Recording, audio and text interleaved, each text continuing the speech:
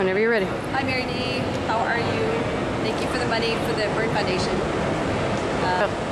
When I'm auditioning for a guest appearance, do I research for the part? Yes, I usually do.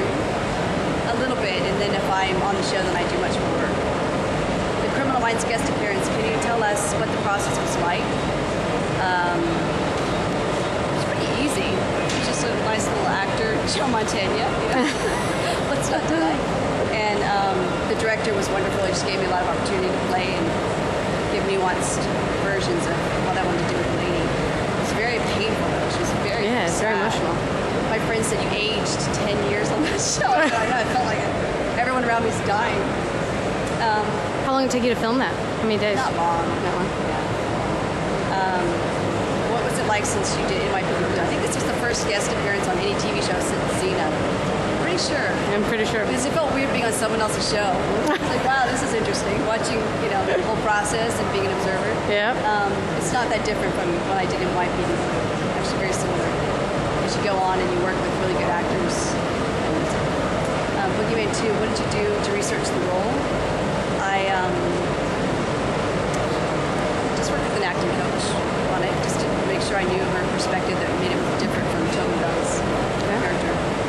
What kind of effects makeup did you have to endure that proceeds this process where they put the clay over your, it's not clay, what is that stuff? Oh, the dentist stuff? Gook. Gooky stuff, yeah. Yeah, and on Xena they put straws up my nose, so I was expecting that. And he said, no, Renee, it's changed since then.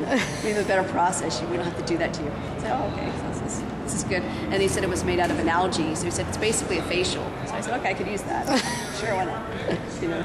So what was it like working with Jeff Betancourt? He's a lovely man. He's, you know, he was just very eager to have a wonderful movie, so he let us play, and feel free to ask me. Well, I was going to say, did you find it interesting that since he had an editor's background instead of a director's background, did you find it that he was freer with you, like he let you kind of do your own thing, and then he was more confident than the first-time directors. Okay. He knew what he was going to use, and so he only just got the material that he needed, and then when he had it, then he let me play a little bit more. Okay. So the directors, I think, maybe don't have this clear vision of the end product, I think. But what's the difference between working on a big-budget movie like Boogeyman 2? Not that big, eh? And a small budget like Ghost Town. Yeah, they are different. Which do I prefer? I don't know. It depends. It depends on the people involved. I think you're willing to put up with a lot if the people are really passionate about what they're doing, right, and are enthusiastic. I think you're willing to kind of go, right, you know, go with the flow. Go with the flow. You know, like use the outhouse. You know.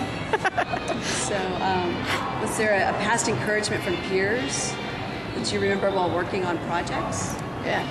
That you maybe passed on, because you had a fabulous cast of young kids on there. Oh, yeah. So what was your interaction with them? I mean, did they...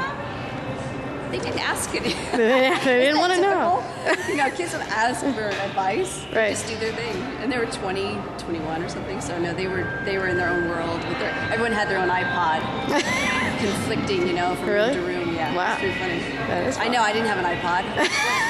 What I missed, you know? That's wild. I wonder what they were listening to on the iPods.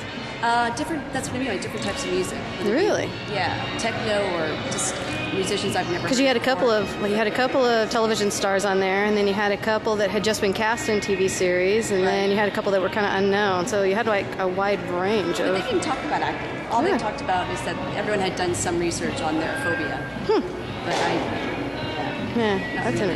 that's interesting. They were just being goofy and having fun. They were just, you know... Having a good time. Yeah, they were.